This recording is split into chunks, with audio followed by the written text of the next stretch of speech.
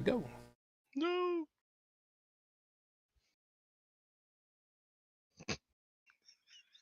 And we are live. Good evening, everyone. Welcome to Holy Crap, the Vlogcast. Vlogcast that comes from a skeptical point of view to answer some of the questions of why. This vlogcast started as a combination of spite and the Streisand effect because Friday nights are for partying, Saturdays are for fighting, and technically it's still Saturday for me because I haven't been to sleep yet. So that's my story and I'm sticking with it. And part of this is to follow through with the old adage that sometimes the journey is more important than the destination. I'm your main host. I'm known as Shujin Tribble. You can find me pretty much everywhere under that name.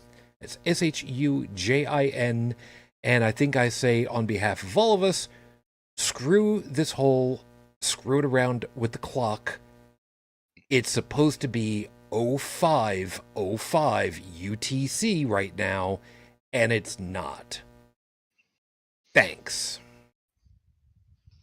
Joining us from the Midwest of the U.S., Brigid Fitch, you made it. Good evening. Hi there. From the East Coast of the U.S., UnrenownedTech, you made it. Good morning. Good morning. The buzz is back. And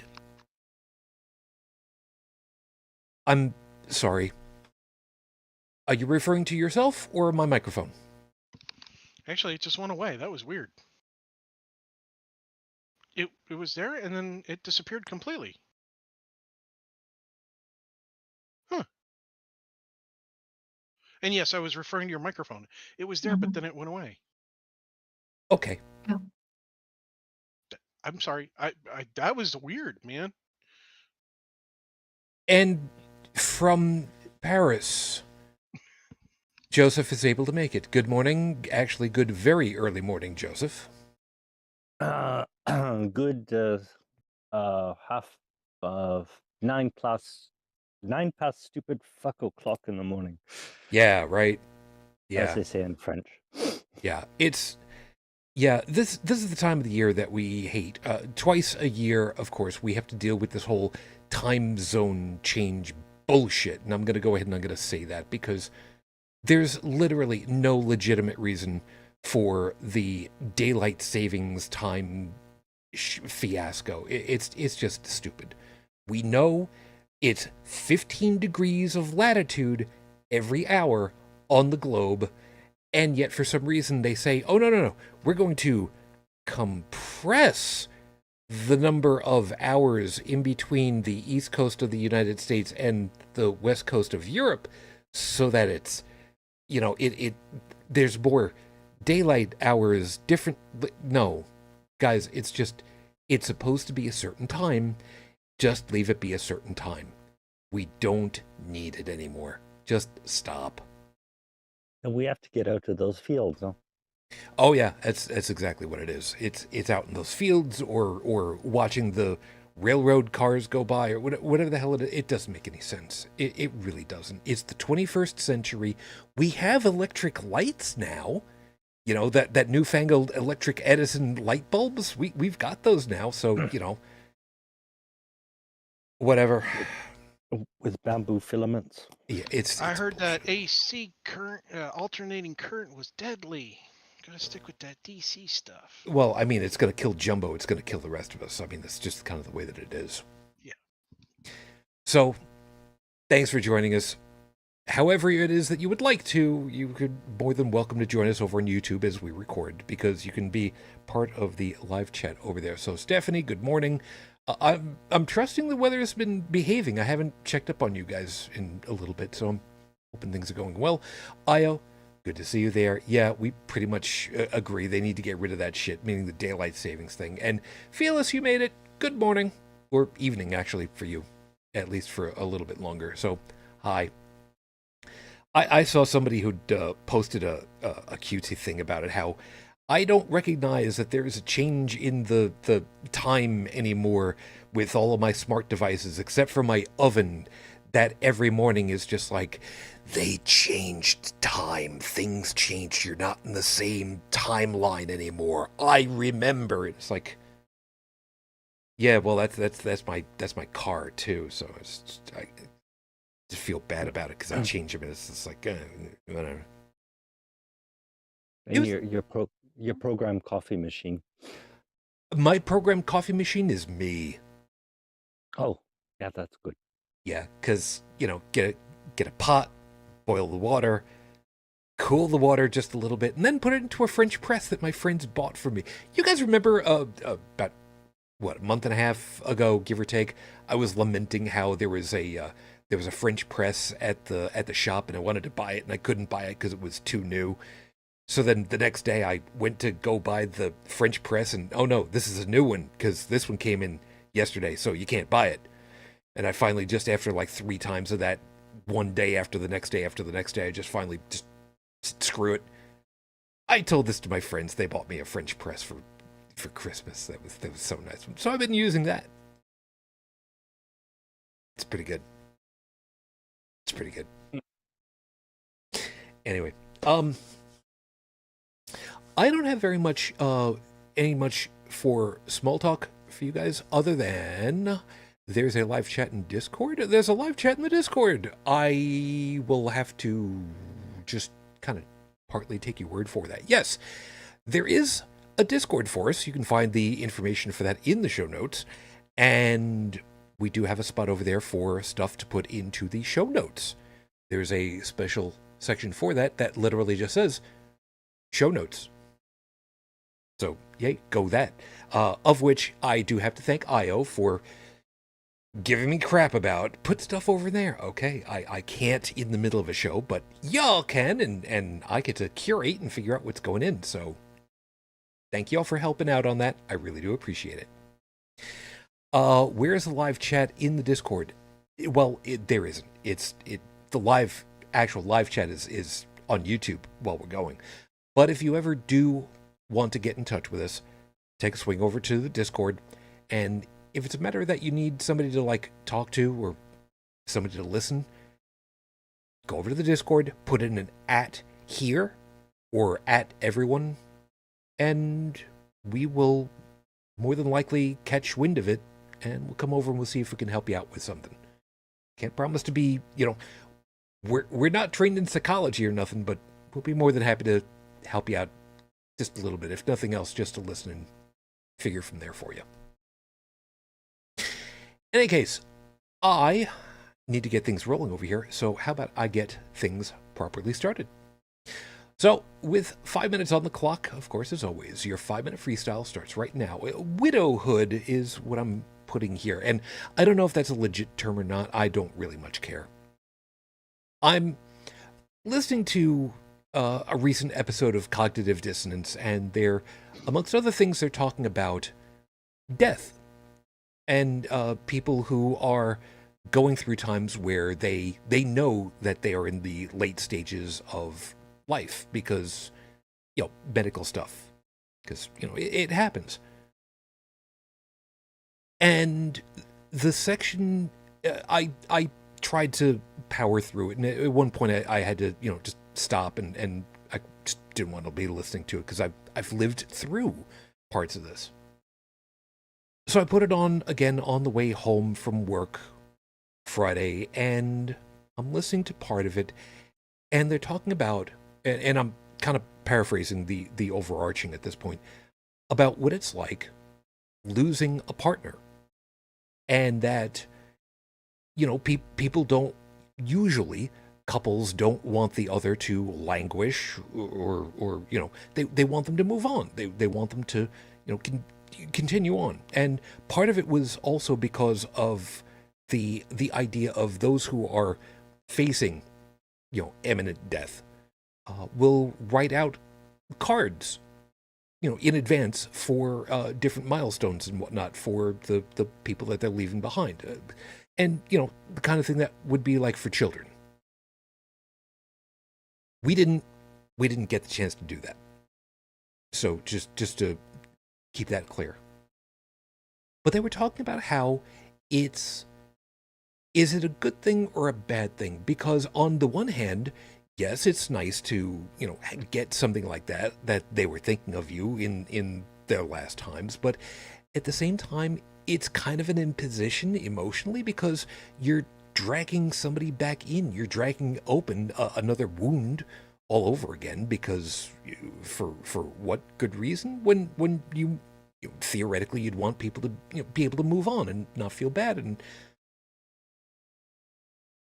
And there was another piece where they were talking about how, again, like I said, couples will want the other to move on, to not be sad forever, to find someone to continue to live on life with. And that you wouldn't want your partner to be sad forever. And I couldn't hold it in at that point. And before you think I burst into tears or whatnot, no. What I couldn't hold in was the anger. I don't get angry often. I very rarely get angry. I'll get frustrated at things where I set a bar at a certain level and people find ways of just crawling under that somehow. I don't know how I can properly explain to people from this side of that equation how immensely wrong that whole dynamic is. Had it been me that had died and my wife had gone on, would I want her to go on and find somebody else and continue on? Sure, but it's different from that. I would want her to lead as happy a life as possible, in whatever form that would be. And I have gotten angry, legitimately angry, with people who have used the way that you are, the fact that you don't have any other romance people in your life, Shujin, is that really what Fujin would want for you? And I'm going to get away with saying it this time. Fuck you. Seriously. You have no idea. Would she have wanted me to be sad forever? Absolutely not, of course. But we had literally no concept of what this side of that equation was going to be. None whatsoever. So for those of you that are wondering, what's it like? Do I have to worry about it? Until you absolutely do have to wonder about it and worry about it and deal with it, not only can you not prepare for it, I have no way of conveying to you even what the concept is. And in a way, that's a mercy. I'll help you. If it ever turns out that you have to deal with that, I'll help you through it. But as far as to what it is, there literally is simply no way to convey what this place is like.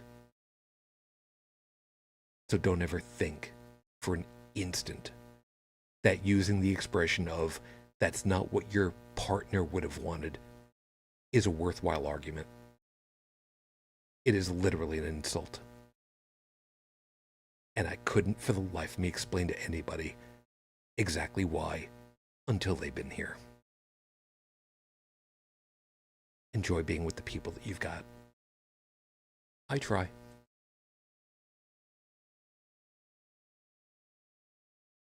So with that wonderful uplifting piece, let's keep on going because it's time for the horrible scopes. I know, going from that kicker all the way over to the scopes, man, that's an emotional whiplash right there, isn't it? So, time for the horrible scopes. If you know what your astrological sign is, cool. And if you don't, you can just pick one, get one of those D12s with the squiggles on it, and just write it up from there. If you need one of those D12s with the little squiggles on it, get in touch with the folks over there at Heart of the Game Fredonia and ask them to sell you one. They'll sell you one. They won't ship it to you, but they'll sell you one, which means you have to go out there and pick it up yourself. That's Heart of the Game Fredonia. It's the store with the mimic in the window. Unless it's not. So, hail, hail, Fredonia, the home of the Blue Devil. Tell them I sent you.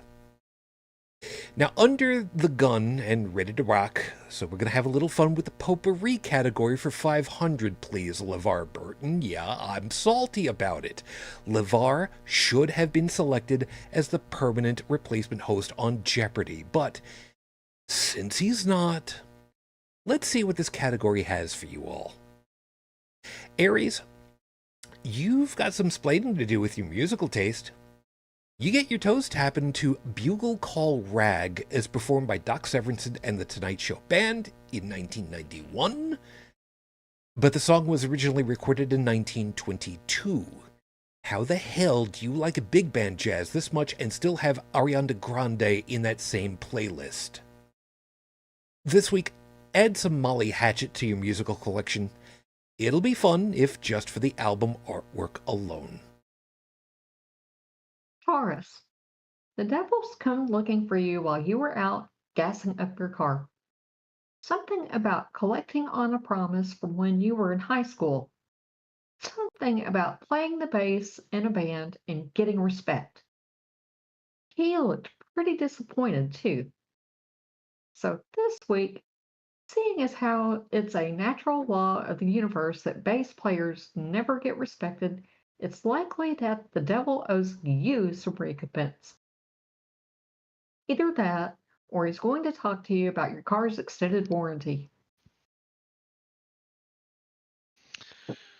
Gemini, speaking of school, how about your checkered history with the principal at your high school? He was a nice enough person, always well spoken, always supported you kids, and made it to at least one event for every group he could every year. And what did you do? You organized a prank on him. How you managed to build a giant Christmas present box around his car is still a mystery to this day, and it's still spoken about as a revered legend to this day. So this week, he knew it was you. All those security cameras didn't lie. But he hid the information from the authorities just so you wouldn't get in trouble. Remember that as you plan for your next April Fool's Day prank?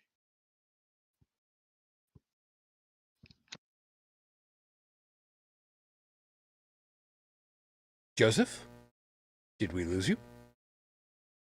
Oh, he's still muted.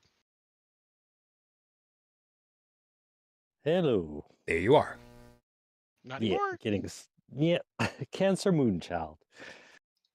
What do you get when you mix a Fender Rhodes, a Fender Precision Bass, a Fender Stratocaster, and a single repeated 8-bar riff?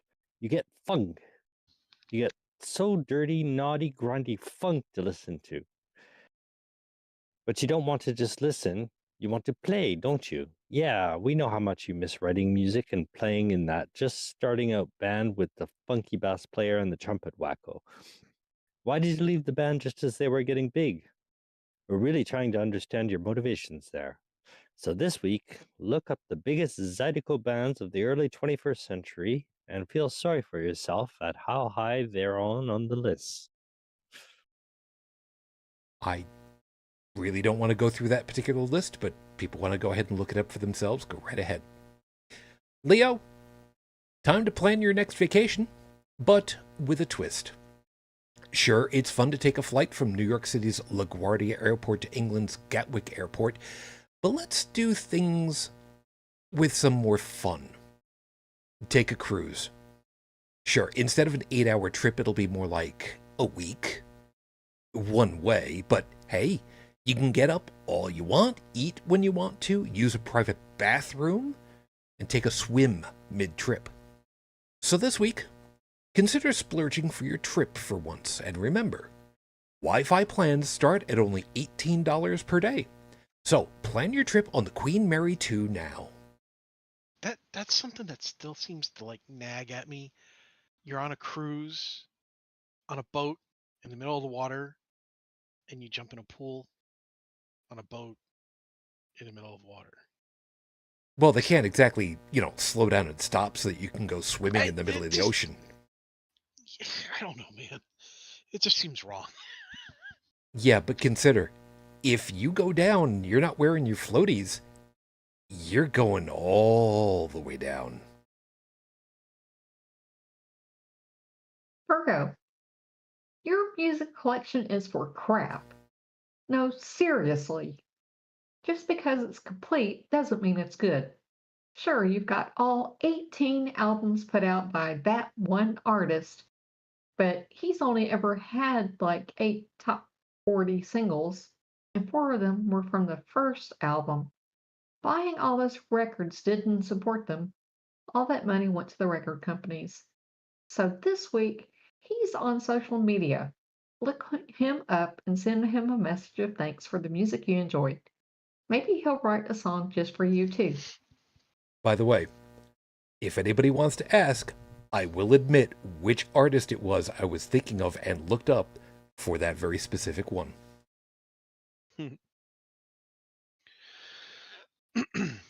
Libra, you're going to be headed out with your friends and have a great time doing something you've always wanted to try doing. Trix Fix. Yes, we talked about this in a previous horoscope, and that's where you get the idea from. Let's get you ready to finally take advantage of this fun culinary adventure, even if the cost will be a bit of an indulgence. So this week, spend a little money on a properly fitted suit so you look classy for this dinner. It'll be worth it.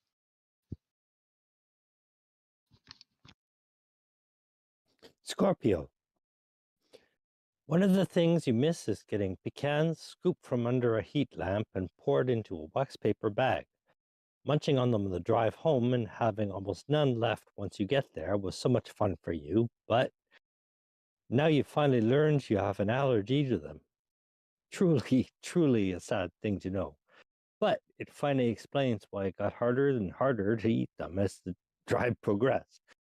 So this week, invest in some antihistamines so you can enjoy long drives with warm, succulent nuts in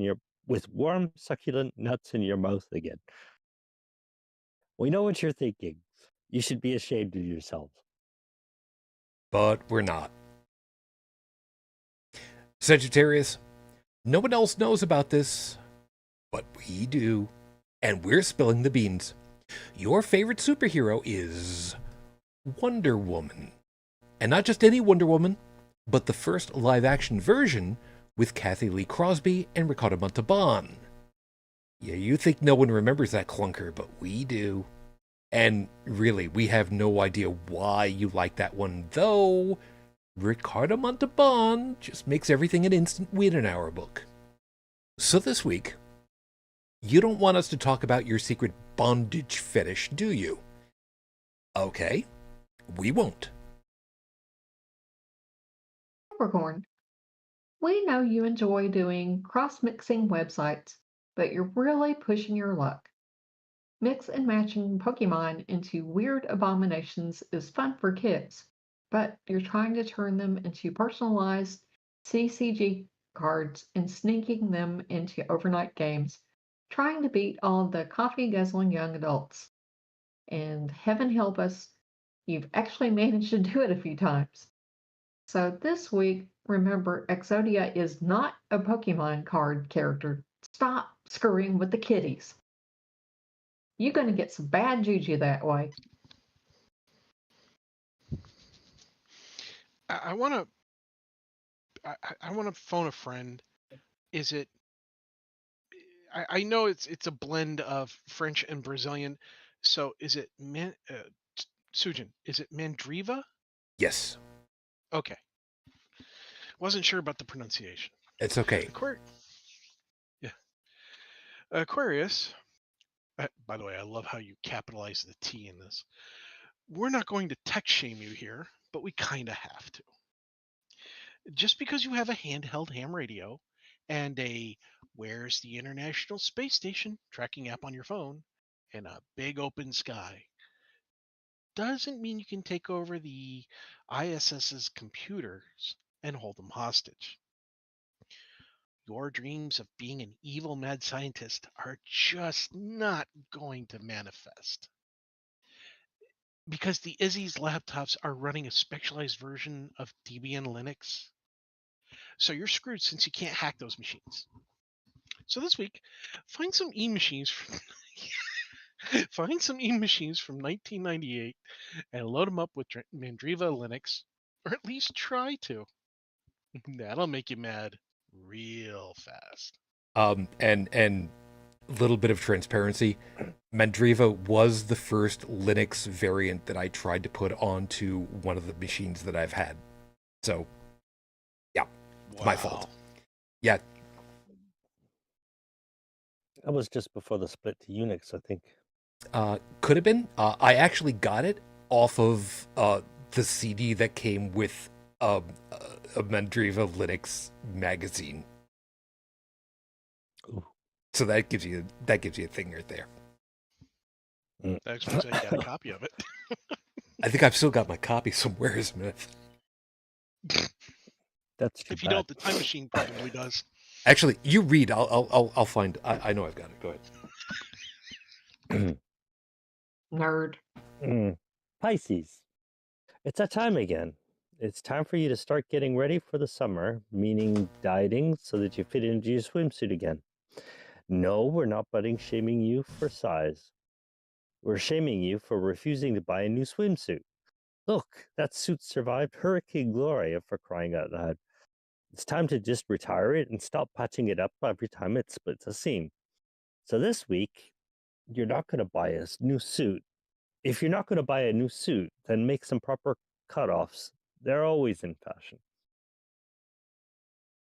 And those are your horrible scopes for this week. Remember, if you like what you got, I don't really much care. But I will have these, available for you to ask for nicer ones or naughtier ones if you just, feed the vanity beast or by getting in touch with me. Or better yet, legitimately bribe me. Take a swing over to the Ko-fi page, coffee.com/Icarus the Lunar Guard. Yes, there's a story behind that. No, I'm not going to explain it. And you can literally bribe me and make a suggestion from there. I'll have these posted at the end of the week. Tumblr, Twitter, Facebook, Discord, BlueSky. Hey, see the thumb drive? I've got it right here. I am selling my invite codes from BlueSky as an NFT. All you'd have to do is just ask for them and pay me money. I will bronze this after it's on. I just want money. Just send me the freaking money, would you please? And oh yes, see, I still have my discs. Never got rid of them. You want to know why?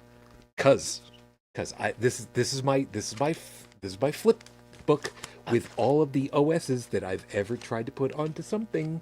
See, Mandriva 2007. See, Solaris 10. Oh yeah, I have Solaris. I don't know why. Oh, anybody want the Win98 SE upgrade? I've got the code on it and everything. It's right there. See? Oh, it's all backwards. Shujin. Hi. Are you a hoarder? Where it comes to tech, absolutely. Okay. I've got my Windows 3.1 installers. If you have a big basement, it's perfectly permissible. I do. Oh, nice. I do, because that's where my server lives. I have in here. Where do I? Don't I have it? I know I've got it in here somewhere. I do have. Hold on a second. This is important. Ooh, Ubuntu 8.04 for AMD. Ubuntu 6. I still have my floppy disks with Wolf 3D, Doom, and Syndicate. Do I not have? Oh, I don't have it in this one. That's right. I don't have it in this one. The OS for Amiga OS is on a CD, the last one, but it's in the other CD case. iCloud's calling you a pack rat. Don't care, because what I have over here is a piece that most people would not understand what it is. It is the install disk. I know it's backwards. I'm sorry, for the Handspring Visor software. Oh, that rings a bell. Yes, it should, because Handspring Visor was effectively the Palm Pilot generic. Yep. Yes. Philippe Why do I Kahn's know that? Starfish software. Starfish. Yes, made mention to Starfish software recently. in one of the horrible scopes for a reason. And as far as to being a pack rat, just for giggles, a player piano roll. I finally bought one. Oh, should turn that into MIDI. That's MIDI. that's a MIDI. possibility. I don't know. I may be able to acquire it without having to do any kind of additional tech work, because this is made by a company that is still producing new rolls. So I will give that serious consideration sometime. The song in question, since this was one of the ones that came through the shop, which, by the way, for $2, even though it's got a retail of about 15 by the company, from QRS is the name of the company. It's Mr. Bojangles. I thought it was appropriate because I've always wanted to have one, and I just finally got around to it. This is episode 487 on the Docket Runner. We learned from watching you. I wasn't quite sure how to word this one, so that was the best one that came up. Somebody pointed out that the youth of America, and specifically the youth of America, are skewing more and more left and progressive, politically speaking. And somebody was trying to point out, well, why? Because, the big question is always why. Because if you can understand the motivation, you can then understand how to screw with those motivations. And somebody pointed out, the youth of today, they grew up through Columbine, amongst other things, where school shootings happened time and time and time again. And instead of protecting the kids, they were told, just get under your desk. Akin to the old duck and cover mentality when it came to a possible nuclear exchange during the Cold War. So instead of doing anything about it, you just tried to put your head in the sand. And you wonder why the youth of today is saying, we're not going to support you if you don't want to protect us. So we're going to talk a little bit about that, because as much as I would like to play both sides of an argument in order to have balance, I can't see a reason why this is a bad for the long term. When it's in somebody's self-interest and they need to do something in order to protect themselves, this seems like a completely valid response to everything. A generation of people, of upcoming voters, who are now going to be saying, yeah, you know what? Since you went ahead and did nothing for us, go screw yourself and do it out of the government, because you're not doing anything to help us, so why should we help you? Go away. Goodbye. Now, I've got a kid. Brigid's got kid. Tech's got kid. Joseph acts like a kid. I think it's fair for us to go ahead and say, most of us, at least, support this very large voting block of youth these days, and I don't see where that's necessarily a bad thing. So, Brigid, you've got the biggest time constraint. I'm letting you kick off on this one. Well,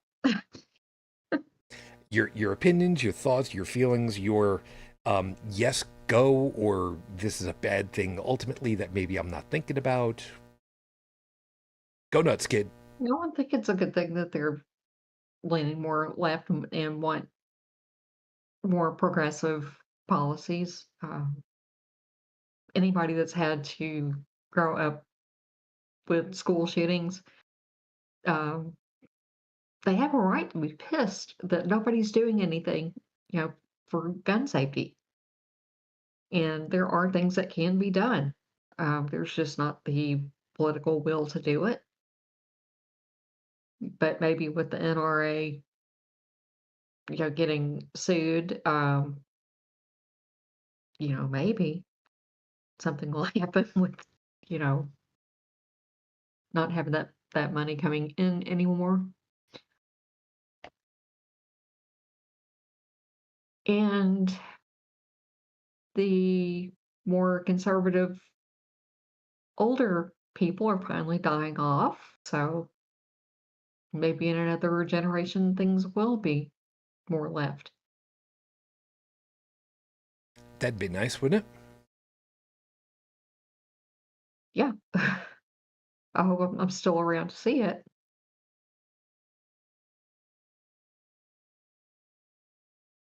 I think so. Tech? Come on. I know you've got opinions on this.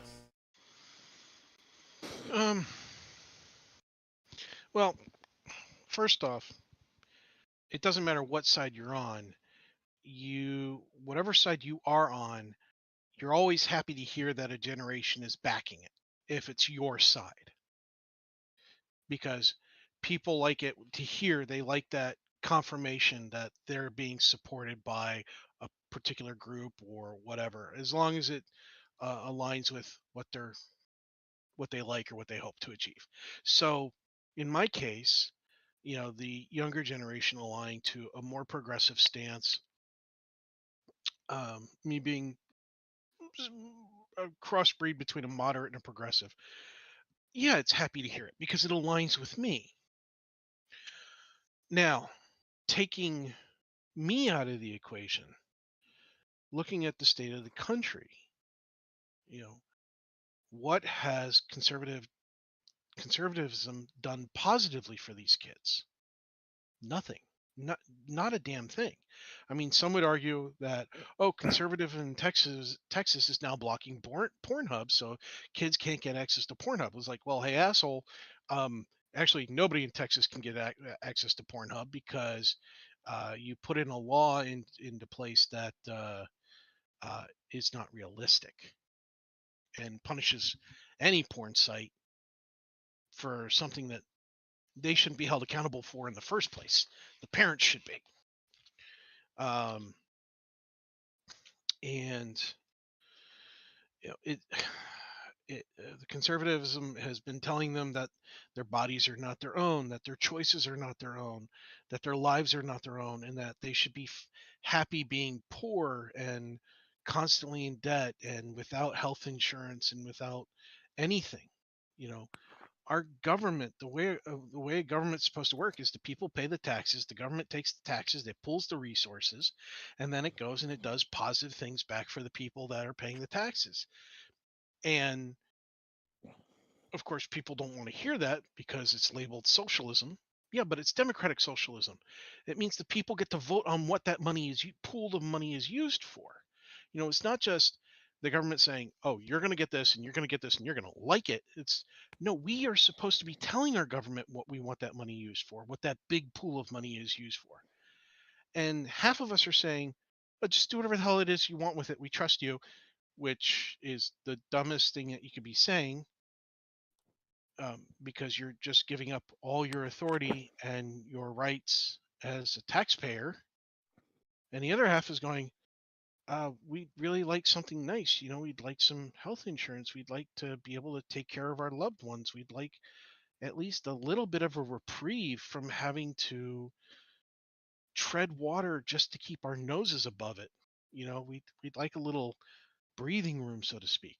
What the money is supposed to be used for, and we're not getting it. So this generation is seeing all this. They're experiencing it firsthand. And they're also experiencing it through their parents who are experiencing it.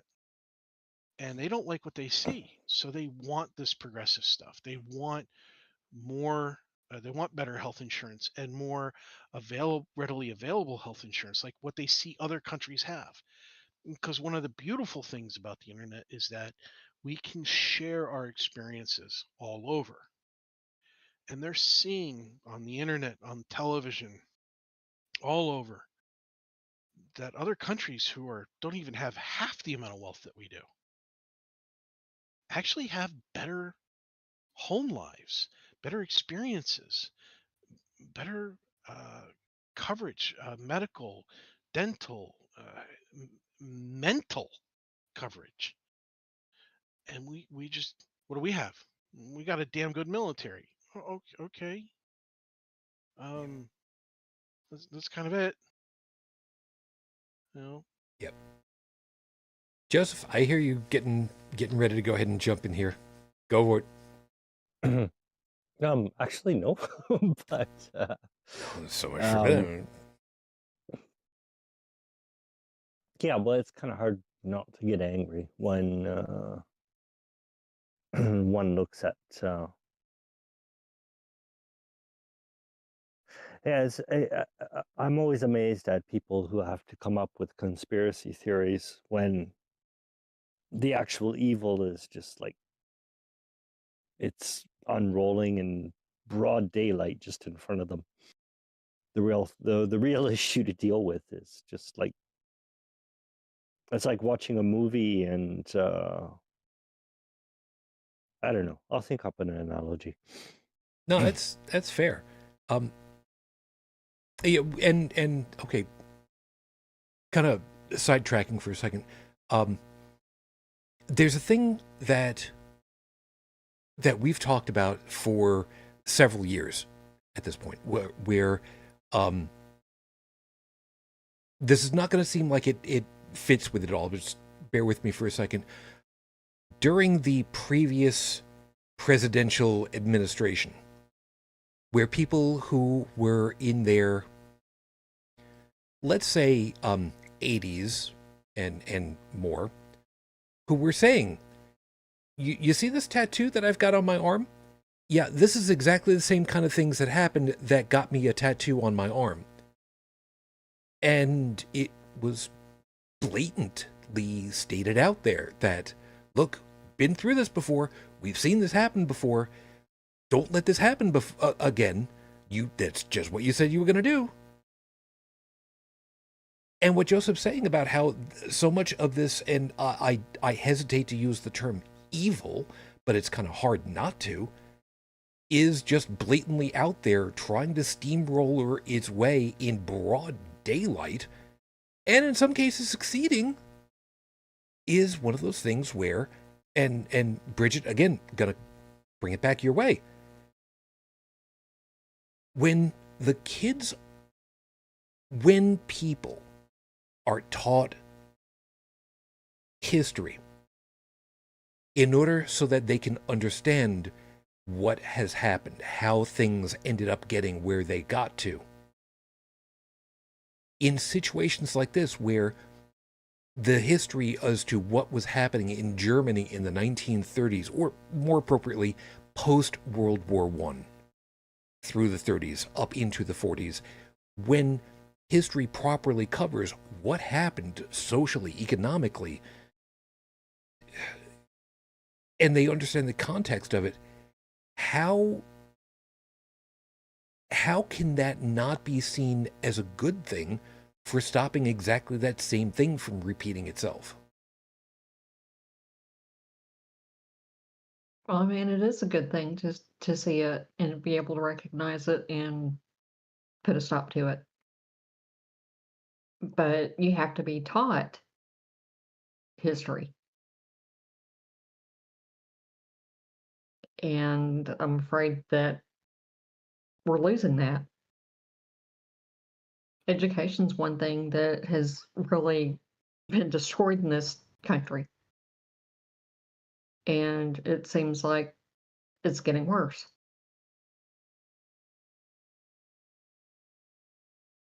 Yeah. Wow. If I can look at my progression through well, my education actually, although much of what I've done is self-taught. But when I look at how I looked at history as I learned it.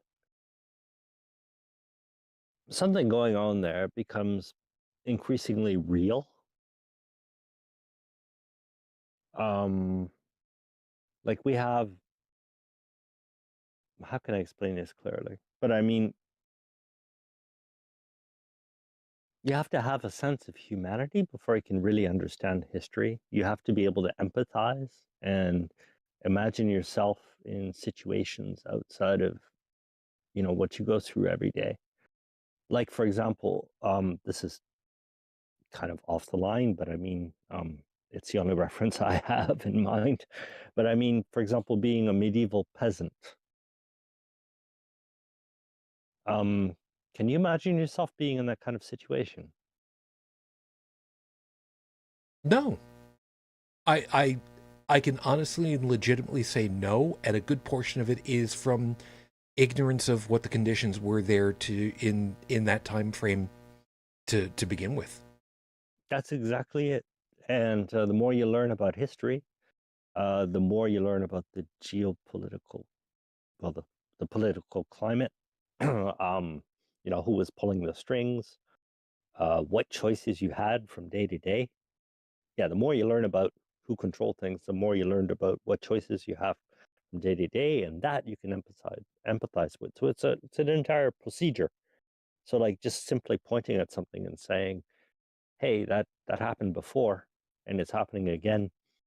Um, I think for a lot of people today, it's going to be like just like, you know, water off a duck's back, as long as they don't think about it. No, I get you.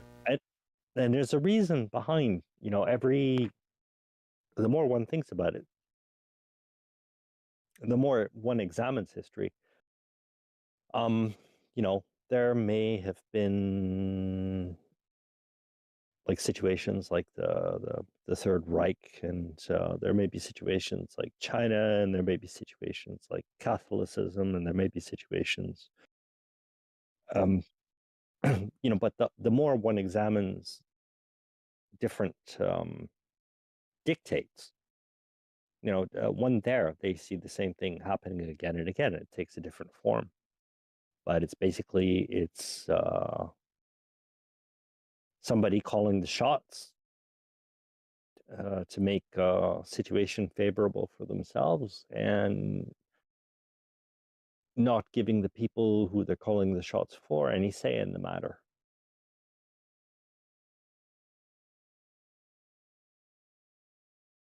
And, you know, all these things like Columbine and all that, well, our youth, they're quite aware of what they're going through, you know, until our education and parental system breaks them. And they have no options how to get out of it.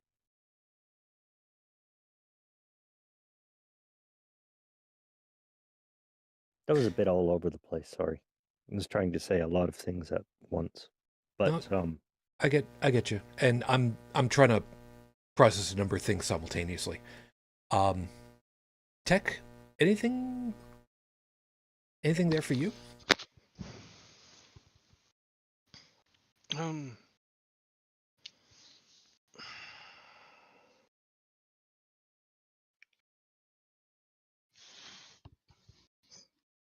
Mostly what I said before.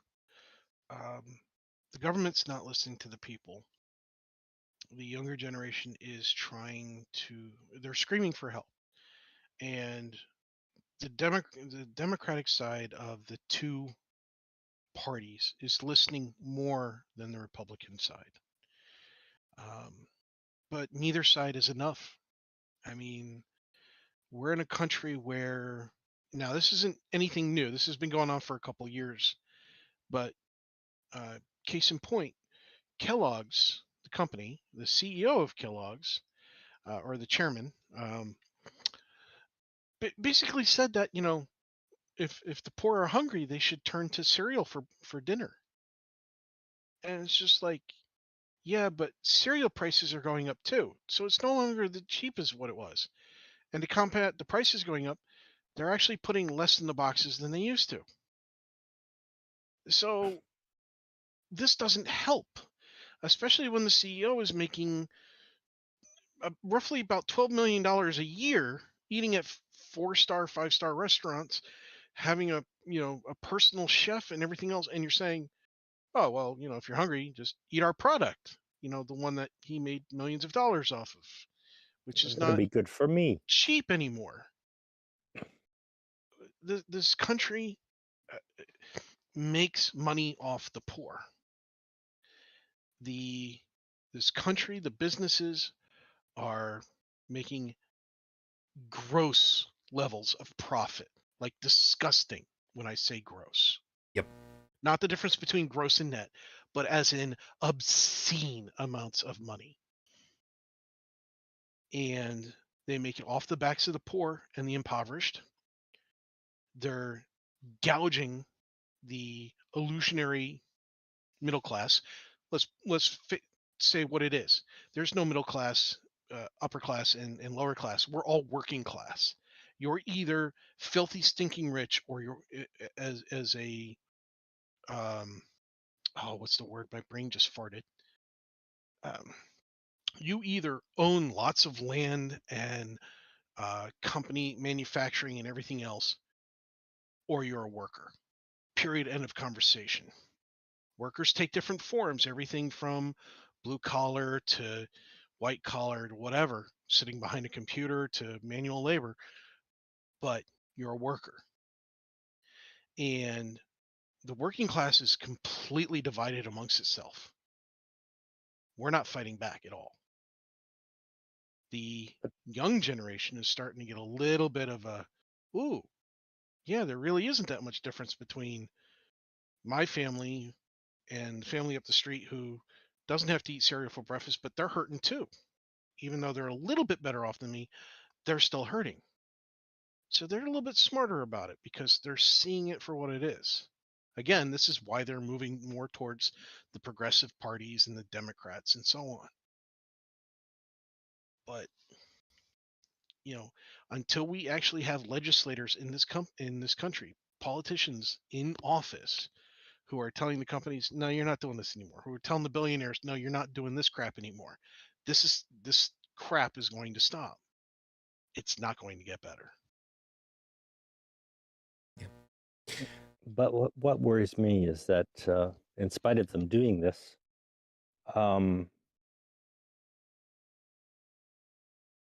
they're still buying the Gucci products. They're still buying the actual source of our misery.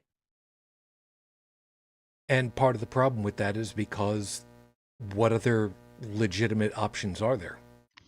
Well, for the time being, none. Right. But however, there's a difference between, okay, I got to buy milk because I need milk. Okay. I need to buy grain. I need to buy rice. I need to buy beans. And then there is, I'm going to buy these beans that have 50 million different words in front of it that give me the happy-go-lucky feeling, but it's a 500% markup in price, whereas I could buy these bag of beans over here for $5.99. There is a difference there. It's like, okay, a woman needs a purse because a lot of women's clothing don't have pockets. Do you need the $5,000 purse? Maybe not. But when it comes to things that are needed, like food, there is a difference in price between, quote unquote, the name brand version versus, quote unquote, the store brand or the generic version. But there really isn't that much of a difference in the price in some cases. And, correct. And they do tend to be made by the same company anyway and licensed to whatever the in-house store is. So they're still making hand over fist regardless as to which one you get. And that breaks down to like 5 different major companies. I just got a concrete example of this only yesterday. I was looking into uh, changing what's it called? A planer blade. And I was looking at the machines, and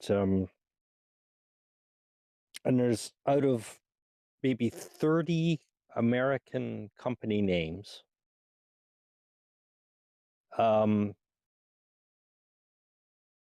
If you want to change out the part, you have to use a reference number. And when you look up this reference number, you see 3 different factories in China selling to maybe 3 different or 30 different American brand names. And what's really funny is that the exact same part between 2 different companies, one has a better reputation than the other. And so the price is like, sometimes 60% more. Like everybody's using DeWalt tools nowadays, but it's just hype. The quality of the product is not better. It's just it's more popular. And I'd call that like increasing profit margins and all that over time. I mean, this didn't happen overnight. Going back to my parents' generation, your boss would get a pretty healthy profit margin, but at the time, the middle class worker was paid a wage decent enough to enable the main breadwinner to have a family home. And the CEOs or whatever, it's not even the CEOs anymore, it's more the shareholders nowadays, but they just kept on pushing the envelope just to see how much we can tolerate. And well, nowadays it's gotten just like outrageous. But one thing I don't understand, why people don't understand, is that what is profit? Profit is taking out of the economy more than you put in. So if you have for example, a limited source of drinking water, well, what's going to happen if you take out more than you put in? I'm going to assume recycling here. You're eventually going to run out of water. And if you depend on the lower classes to fill up the tub,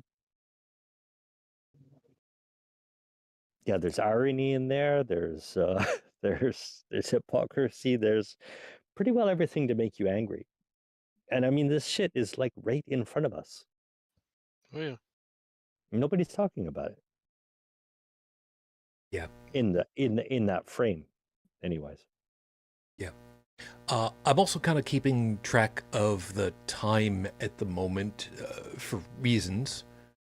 We're still good on time at the moment? I think it's about time for me to go. That's what I wanted to check Sorry. for.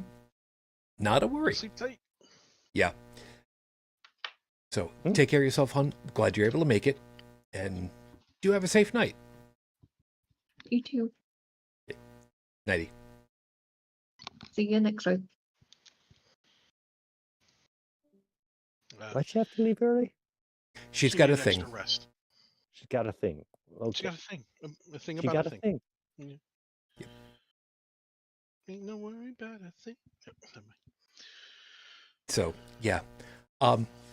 So there's all that, and there's a thing going on over in the YouTube chat that I want to address, and I know it's not on par with where we are at the moment, but there again, there's a piece that kind of ties into it all. There's chatter going on right now about how there was a thing, a call-in session for.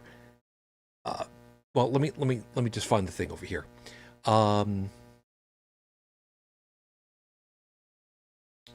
I have to scroll back just a little bit over here. Okay, so from IO.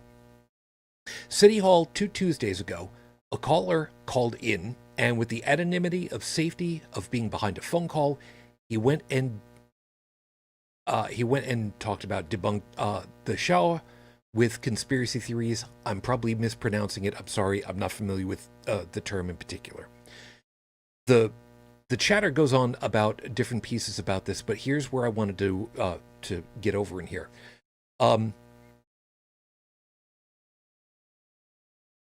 The thing about the First Amendment, and Stephanie points out correctly, over here in the UK, we have no First Amendment.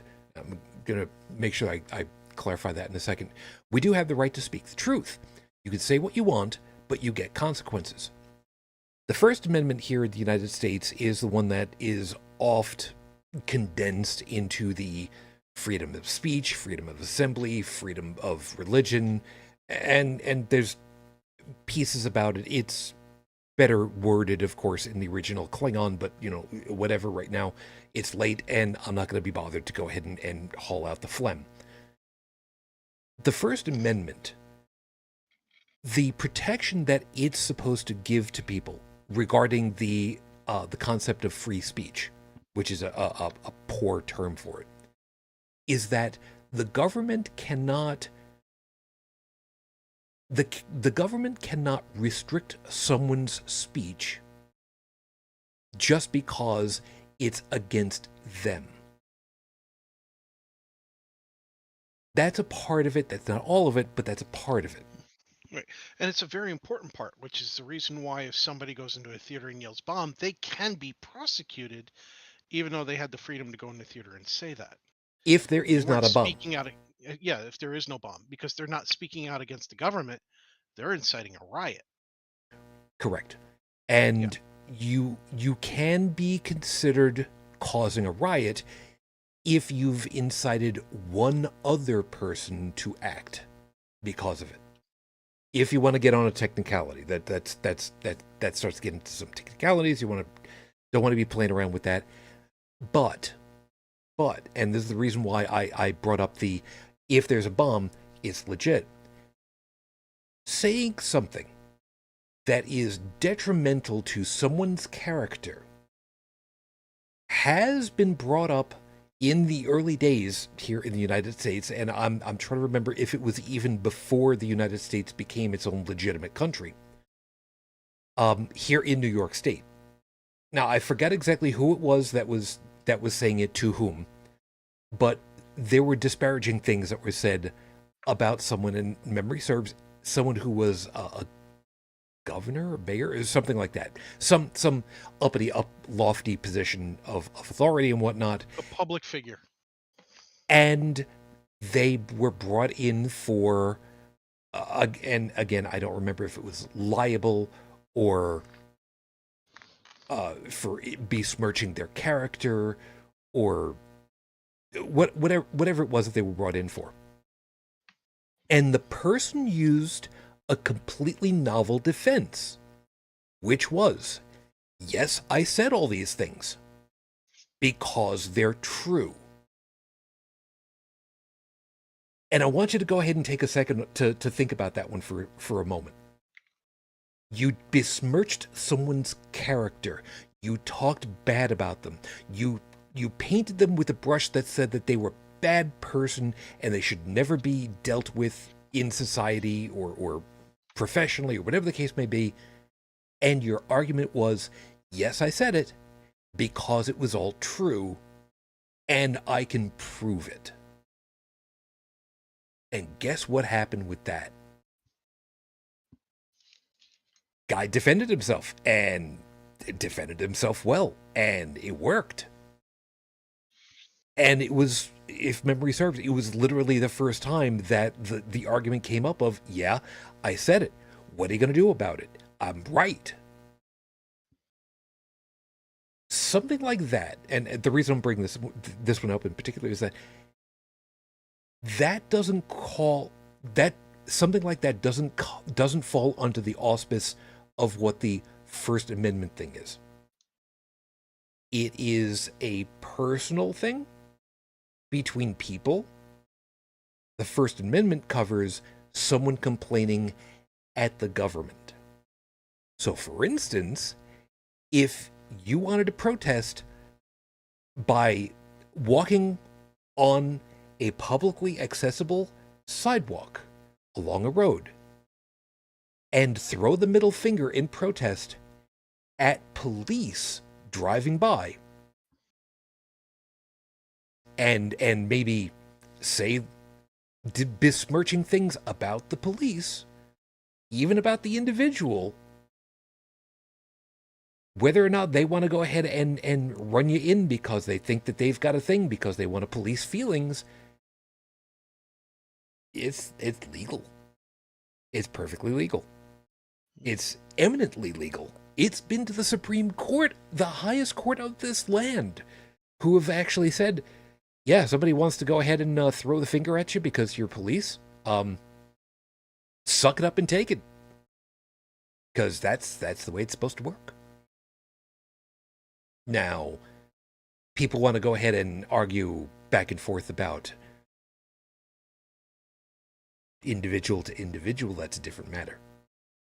So don't ever think that First Amendment is easy to think about, because sometimes it gets squirrely, but other times it's just real simple.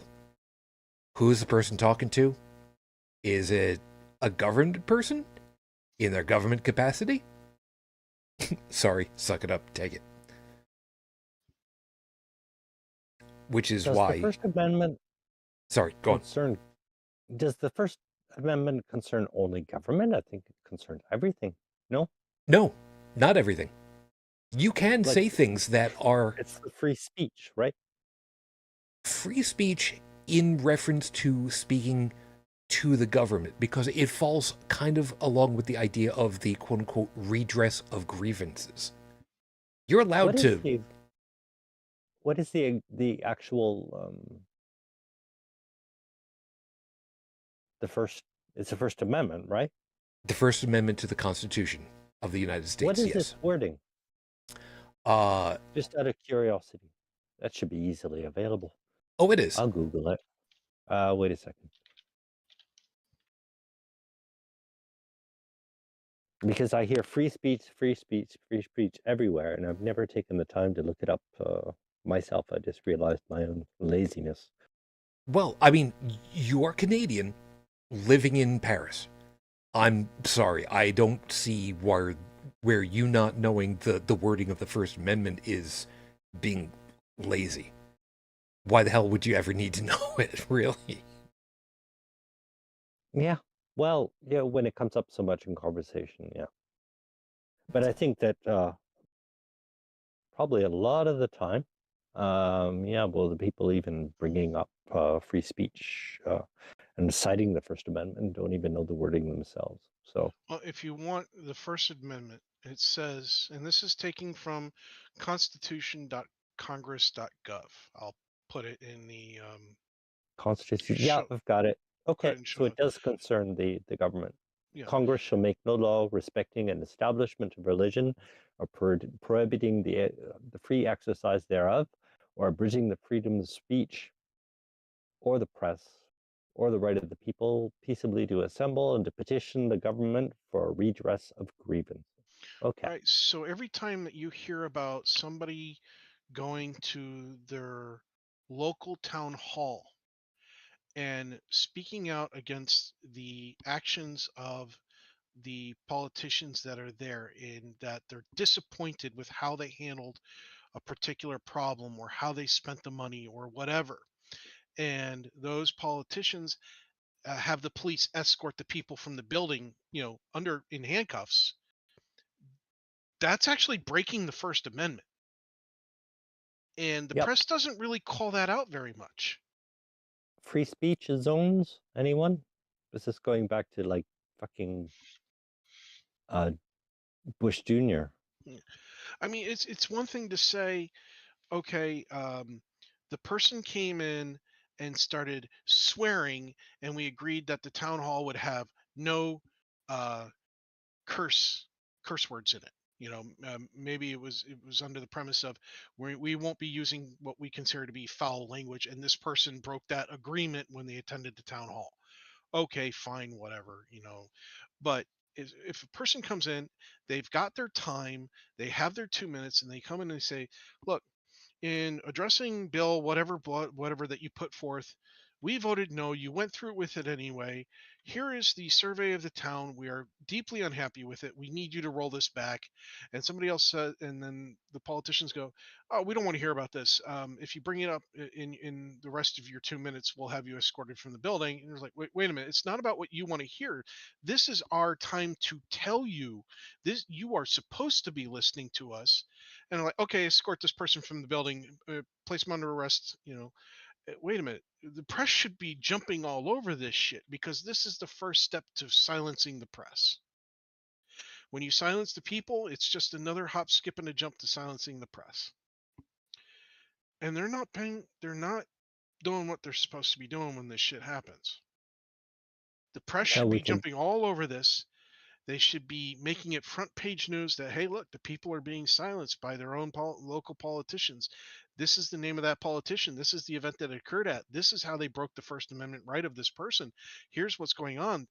We need to get lawyers in there. We need to find pro bono agents that are going to represent these people and get them out of jail and get this stuff expunged from their record and so on and so forth. And the press should be leading the charge. It doesn't matter whether it's Fox News or CNN. They should all be leading the charge on this shit, and they're not.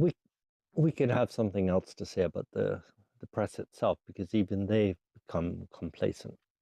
I mean, just they have become very complacent. It's one of the reasons why and shit like that. And that is definitely something that we've covered many, many times with much gnashing of teeth on my part, because thanks ever so much, CNN. I'm sorry, am I sliding too far into that topic just a little bit? Yeah. But again, it's just part of the problem. It's all part of all these parts. The price gouging of Americans through the companies who are making the products, life supporting products, clean water, milk, fruits and vegetables, whole grains, meats, things that we need to survive. The price gouging of necessities, not avocado toast, but just a slice of bread in general. And fresh drinking water, and having access to any water in some cases. The silencing of people at town halls and other assemblies where the people are supposed to be able to be heard, where they're supposed to be able to voice their opinions directly to their representatives, where the representatives are supposed to be held accountable for doing what the public told them not to do, or even to be praised for doing the thing that the public told them to do. It goes both ways. You don't go to a town hall. You don't have to go to a town hall just to bitch and moan. You can also go, hey guys, by the way, thanks for taking care of the road on whatever. Our cars are going to last longer because you guys got the job done and fixed all those major problems with the road work. You have the carrot and the stick. You can't have just one side or the other. But people have forgotten how to really come together and, for lack of a better phrase, unionize, to form a team and put their foot down and go, you know what? We're all standing here and we're telling you we ain't taking this shit no more. Yeah. Other countries still remember how to do it. We have forgotten. Yeah. I always got accountability. Funny you put it that way. I always just put a thing over there. There's nothing in the First Amendment about repercussions when you incite people to a riot. Trump is hiding behind that. I do not disagree with you, but you are also right about the whole repercussions thing, because it's not about... The First Amendment is not about inciting a riot. It's about you are allowed to say bad things and to complain at the government because the government should always have to listen to the public. As to the inciting a riot thing, those kinds of statutes are much more locality based at the state level or the municipality level. So, again, I don't disagree with you, but it's also an apples and gummy worms kind of thing. Yeah, they're both consumables, but yeah, you don't want to be mixing and matching too much on all those. People have forgotten what was, a very famous part, a line. Just it's just 9 words long in the Gettysburg Address. That is probably to me one of the most important things that was said. Um, of the people, by the people, for the people. It's no longer that. The government is of politicians and corporations, by the politicians and corporations, for the politicians and the corporations. The people don't enter into it anymore. It doesn't actually say that on legal paperwork, but the way the politicians are acting and behaving, the way the billionaires are acting and behaving, the way the companies are, the decisions that the company boards are making, the people don't enter into it anymore. And funny enough, that actually helps me bring it back onto the main street of where I was taking this topic-wise now. For lack of a better way of putting it, the kids have been seeing exactly that. That over the course of their lifetimes, that they have seen things like companies being granted the dispensation to have money considered political speech. Therefore, they are permitted to have a say, quote unquote, in politics. And that say is by money. So fundraising becomes just more money from these multinational, multi-million, multi-billion dollar groups with profit up the yin-yang, as was mentioned, in order to buy more power, more influence, to have a larger voice, which has had its repercussions. And again, making more profit, what was mentioned before, taking the boxes, making them a little bit smaller, keeping the prices the same, selling smaller amounts of product at the same price, something that's otherwise known as shrinkflation, which is a legitimate thing. So, yeah, they've been seeing, they've been paying the price or watching their families pay the price of all this greed that's gone on, and they are very much of the opinion of, yeah, the only way to stop this is to set guardrails, to put a big old stop sign at the side of the road and tell them to cut it the hell out. And if they won't even do the most basic of guidance for themselves, fine, we'll bitch slap them and we'll make it the law of the land. And personally, I'm right on board with that. It's really funny that more profits equals more voice. There is a parallel there. I don't know if you're seeing it the same way, but every dollar in existence is created by the lowest of the lowest down in our economy, either extracting that ore, turning that field.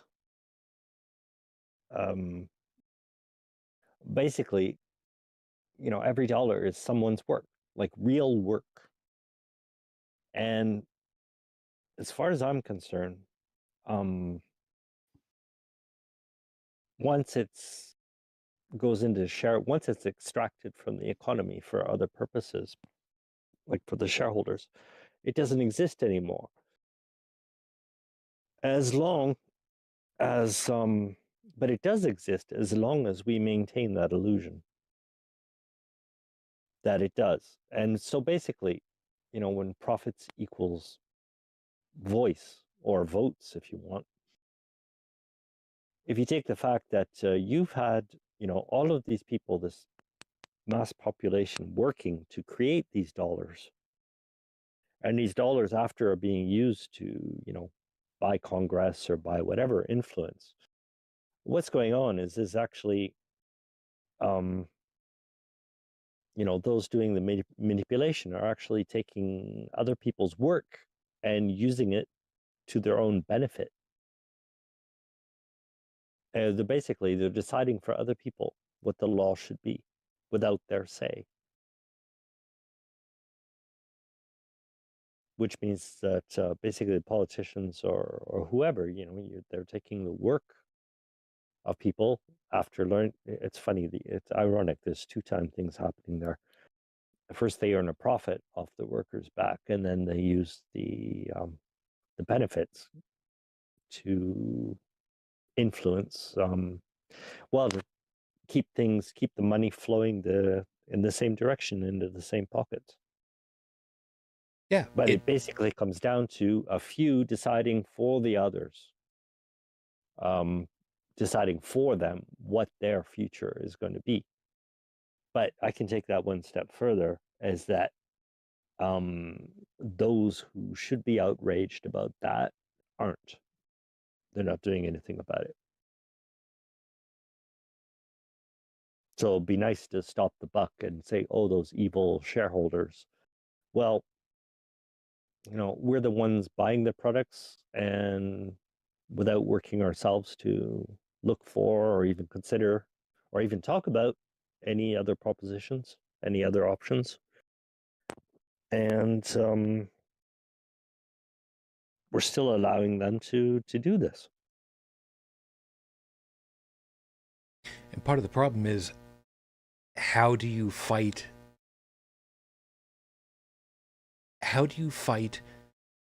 such a gargantuan enemy? I don't like to use the word enemy in this particular case, but I don't know of a different word right now. It's hard, it's disheartening, because the hardest that you can work at it will get a minimal amount of observed change. That's why I keep on going back to, I'm always harping back to grassroots level, local community, local education. I mean, that's where it has to start.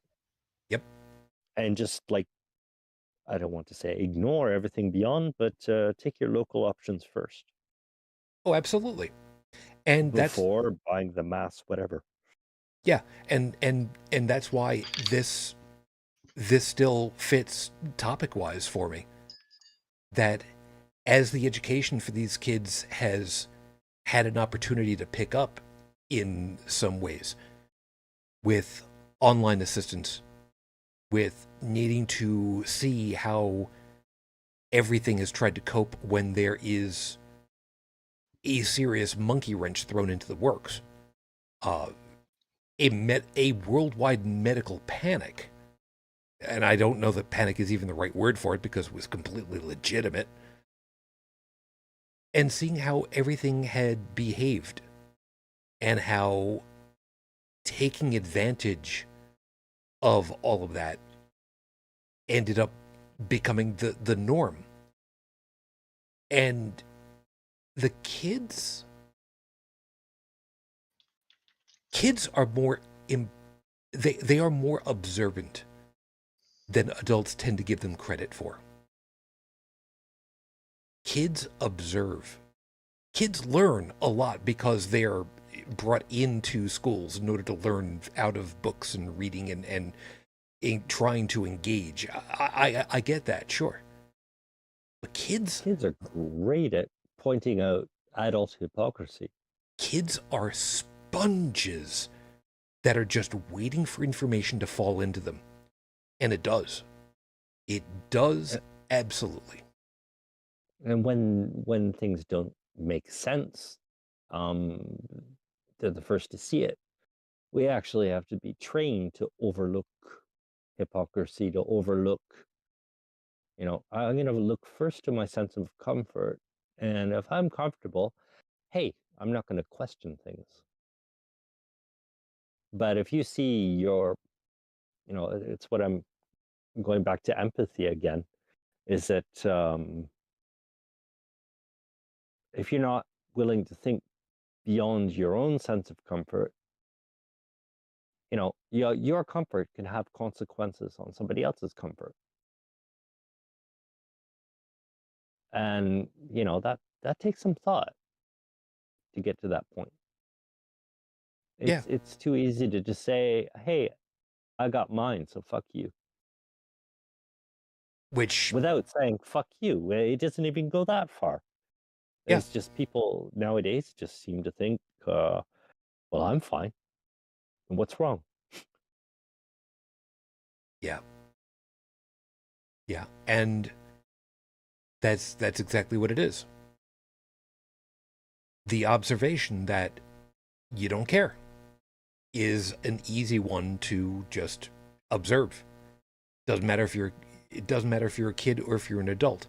And I would argue that the callous disinterest of well-being is far and away a brighter flash to the youth than it is to the adults.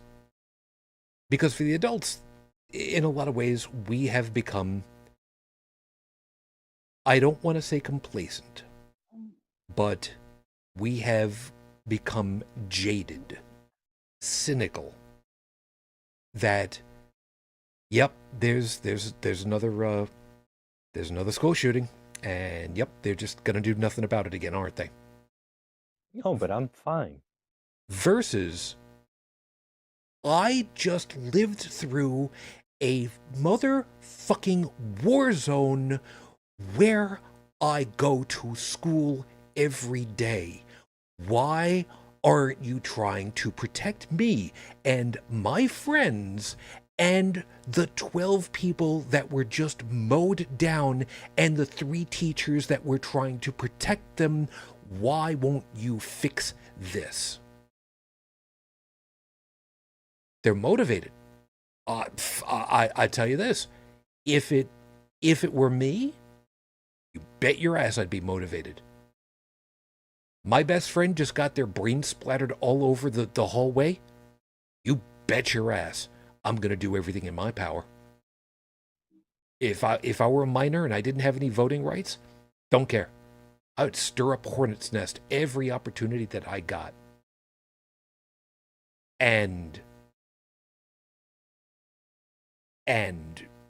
come time to get signed up for voting, you bet your ass I would be doing everything in my power. And I'm saying I'm trying to use the right tenses here because I'm trying to talk about who I was come my high school years. It's difficult for me to really remember a lot of all that because of all the things that have happened in the intervening years. But I know enough of who I was that I'd be out there doing my thing and I would be fighting tooth and nail. And I don't have what it takes to be an outspoken advocate like so many other people are now. But you bet your ass there is an election going on. Bet your ass I'm there. I'm putting my ass in the seat, and I'm putting pen to paper, and I'm making sure that my voice gets out there on that at the minimum because it's the right thing to do. Yeah, at least vote. At the very least. But again, to have that sort of attitude, you almost have to be directly concerned. I don't know what it takes. I honestly don't know what it takes to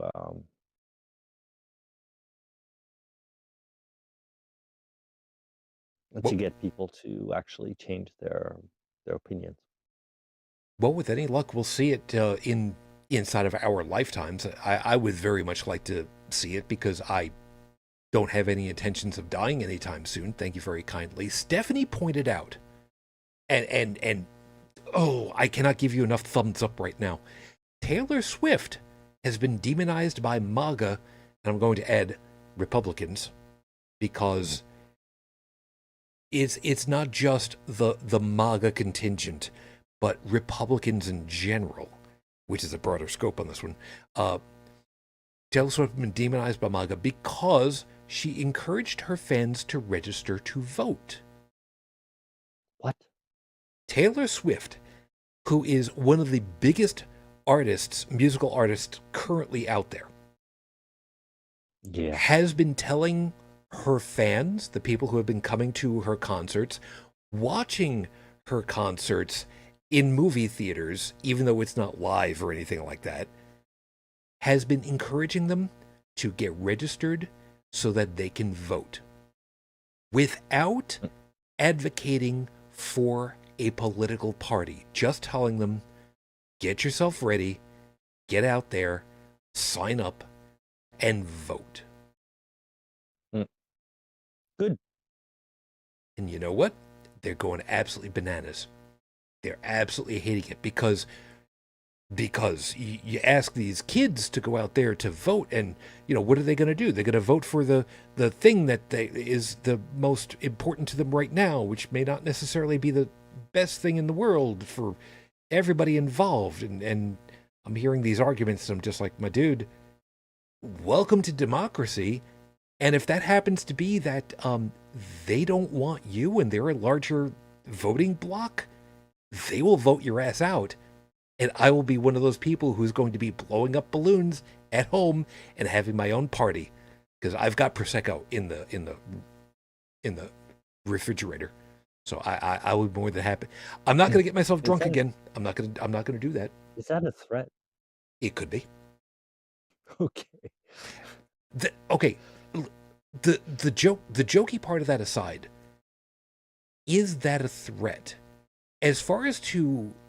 No, I've got Prosecco in the fridge. No, but asking the question of, is it a threat getting more people to vote in elections here in the United States? Absolutely it is. It is a threat because the more people vote in this country, the more left-leaning and progressive the voting base ends up being. And that's just the way that it works. We've seen it time and time and time and time again. This country legitimately leans left and progressive. And the only reason why it hasn't been pushing more into that has been coordinated efforts for voter suppression, for disenfranchisement. Because the last couple of elections, if memory serves, rough percentages, the big election seasons have been garnering, and I'm saying roughly, 35% of the voting population. And that's it. And again, I'm going off of rough numbers because I don't remember what the numbers are actually off the top of my head. But when you've got a third of the population that can vote actually voting, and you're adding a new block in there, a very large block, motivated block by comparison, you bet your ass that's a threat. And as far as I'm concerned, good on Taylor. No, it's in any case when you've got a minority, quote unquote, ruling the majority. The last thing you want them to do is vote. Yep. And I always got it right. MAGA's chanting, don't register to vote, it won't count anyway. Taylor Swift is, hold my beer, register, vote, each vote counts. Yeah, it literally does. It literally does. There have been, it doesn't happen often, but there have been elections that have hinged on quite literally a single vote. Gore. No, that that I'm not going to go into that one because if I get started on that, we don't have enough hours in the week for me to go ahead and rail on that. That was a fiasco that should never have happened. Yeah. Well, that decided our entire future. Yeah. Because everything that's, as far as I can see, everything that's happened since then is hinged on that. They got away with it. Yep. And we let them. Yeah. There's Stephanie's got a thing over here, and I want to address that. In the UK, we're pushing to make the age to be eligible to vote to be 16. I would contend that that's a good idea. And I do believe that that is something that should be allowed here, or even slightly earlier. And I tell you why. I tell you why.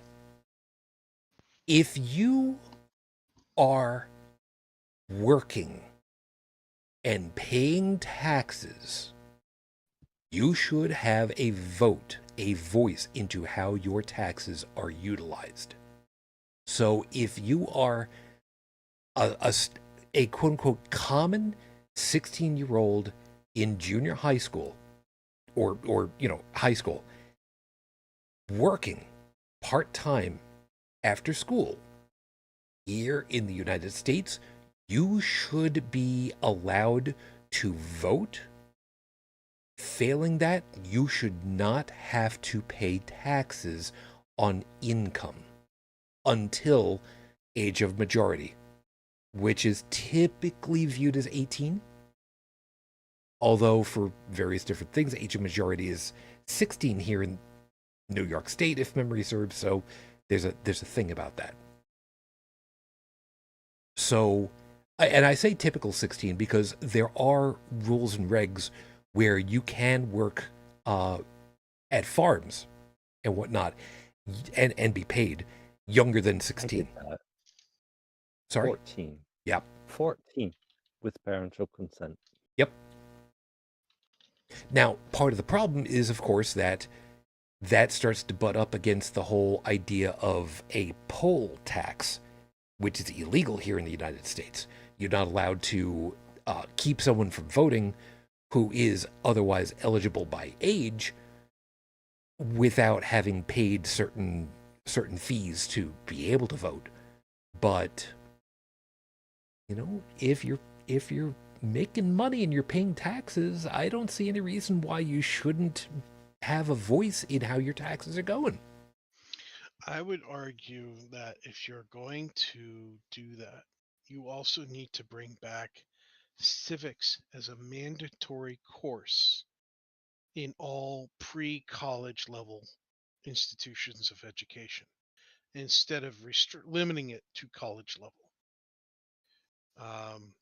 The regressives and conservatives, of course, hate that.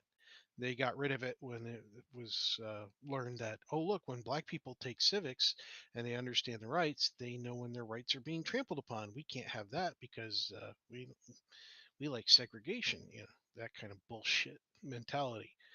That was what led the charge to get rid of civics as a easy, accessible course and restricting it to something that costs money. Granted, there are schools that have chosen to continue to teach civics, but it used to be all public schools all across the US. I think that needs to be brought back as a mandatory course in all public schools and as a required course for all homeschooling programs. Period. End of conversation. If we're going to give 16-year-olds and 17-year-olds the rights to vote, then we need to ensure that they understand, what their rights are as an American citizen.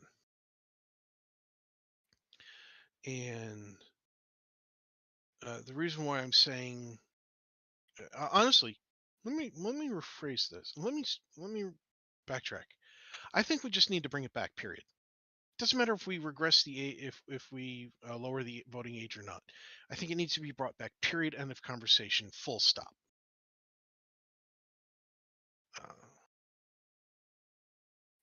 Because people have forgotten their rights, or they're being told what their rights are, but they're not being told the truth, or they're just hearing it from the politicians or social media and getting it mixed up. It's fair. It's fair. I was supposed to have taken civics before I graduated high school. It was supposed to have been you can't graduate unless you take this class. In my case, I happened to have been taking so many classes in music, because that's what I was pursuing for college and whatnot, that I never heard from anybody, to the best of my recollection, as far as to, yeah, we need to find a way of squeezing this in. Because I was already squeezing in phys ed between stuff. So kind of did that kind of thing. Is that Gym. Physical education. Sorry. Mm. Which, let me tell you, scheduling gym class as a senior with a whole bunch of freshmen, that didn't exactly go over real well for a couple of team sports. It's amazing how much faster a high school senior is running compared to a freshman. So just kind of dominated football for the first time ever. That was weird.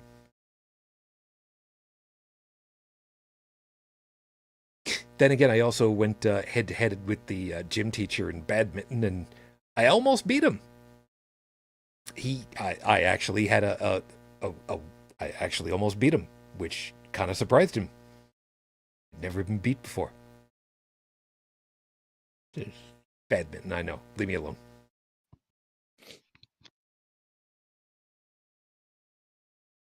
I do like the idea, though, that there should be more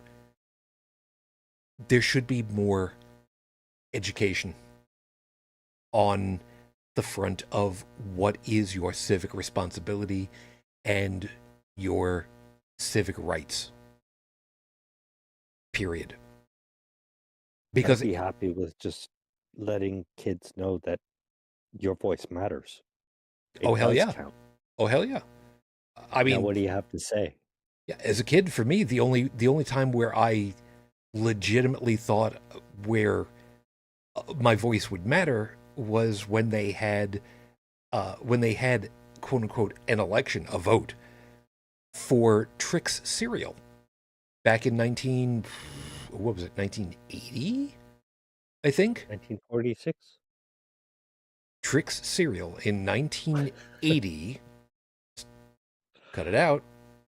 Yeah. They had a thing for kids to vote whether or not the Trix rabbit, the mascot for Trix cereal, was allowed to finally have a bowl of cereal, because that was the running gag about the advertising, that the rabbit, silly rabbit Trix are made for kids. It never got a bowl until they had these elections. You cut out the ballot off the back of the cereal box. You marked it and you mailed it into the company, and they tallied the votes. And the kids voted for the Trix rabbit to finally get the food. Oh, this stuff is horrible. It may be, but the meta of it is the kids were voting to reduce the pain and suffering of this mascot, who is not real, but is real enough. And that should have been the writing on the wall. kids have an innate sense of fair play. And I'm not saying every one of them, because there are some outliers, but as a group, the youth have an innate sense of fair play and want that to be. So you show a whole bunch of kids stuff that is most assuredly not fair play, they're going to go ahead and take matters into their own hands when they finally have the ability to do so. And that's what's happening, and I could not be happier.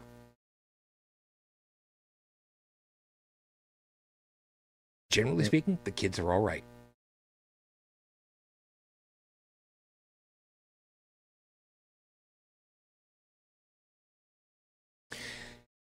Yeah, the stuff going on over there on the chat, IO, as far as to the elections there in Canada, it's a kind of black magic to me. I've tried to follow it because, you know, this spillover of news from Canada over here to the northern and western New York state, so it's kind of weird. I don't completely understand it, but, you know, I don't know. I don't know. Anyway, we're pretty well closing up on out of time. So Joseph, you and I have had a little bit more back and forth at the moment. Tech, I'll give you an opportunity if you want to drop any last item over here before I go ahead and close this. Pretty good. Wow, that doesn't happen often. Well, my eyes are starting to get a little blurry. I'm definitely tired and all that. That's fair. That's fair. That being the case, then I'll just finish this off with this. Any of you kids that might be listening, and by kids I mean the new blocks of voters who are under 30, welcome to the club. Do what needs to be done. We will be more than happy to help you and back you up. We'll help do what the guys ahead of us didn't do. We'll help, and we'll help teach you. So that out of the way, we'll go ahead and we'll call it a night. Thank you, everybody, for being with us.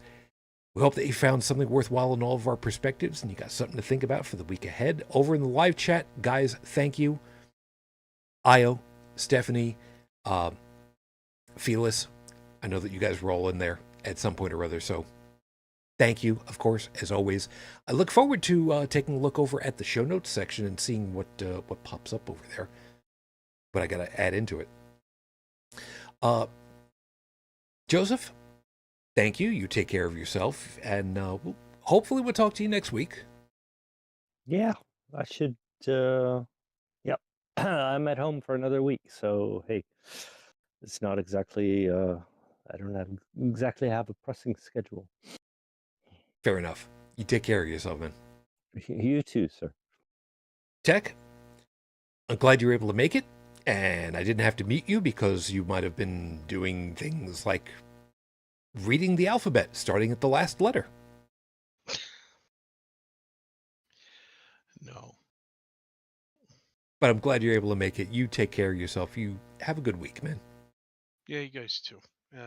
Happy St. Patty's Day. There is that. Happy St. Patty's Day. Sorry? And yes, I am completely wearing green. forgot. Yeah, I didn't think about it either. So, you know, it is what it is. Brigid, of course, had to leave early. So, hon, you take care of yourself also. We'll hopefully see you next week. As a giant FU to go with her thing, I think I'm going to go ahead and just level it at... I'm going to level it at the halls of justice in my country. I understand that justice has to grind slowly to get it right, but god damn it, could you just do it a little bit quicker, with a little bit more accuracy. We'd all very much like to see that. Thank you very much. But we'll see what happens. Meanwhile, we got on out of here. If you guys would like to be in touch with us, of course, take a swing over to the website, holycrapthevlogcast.com, because, of course, that's where all the stuff is. Be more than happy to let you know how things are going. If you want to take a swing over to the Discord in order to chat with us, all the information is over in the show notes. If you'd like to drop a voicemail message, the phone number is 859-HCTV-554, 859-4288-554. And we've got all the social media stuff, which I actually come to think of it, I need to update that. Because, YouTube, the RSS feed, the Dead Bird site, Facebook, I need to add BlueSky on that. But I don't know what to do with it all. I guess I got to open up GIMP again. Joy. We'll deal with it when we do.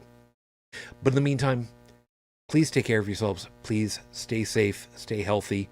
And of course, please remember, any opportunity, every opportunity you go out into a public space where you're enclosed, please mask up. Even though the numbers for COVID are still low, relatively speaking, it ain't zero. Please be safe, please be careful, and we'll love to talk to you again next week. So until that next time, as always, I wish you all the peace I no longer have. I wish you the strength that I've learned. I wish you well. And of course, my lady, it is fast approaching 19 years. I am still in love. Not today, Fujin. I love you. I miss you. Dream of me. Till the next time we're together, everyone. As always, good night.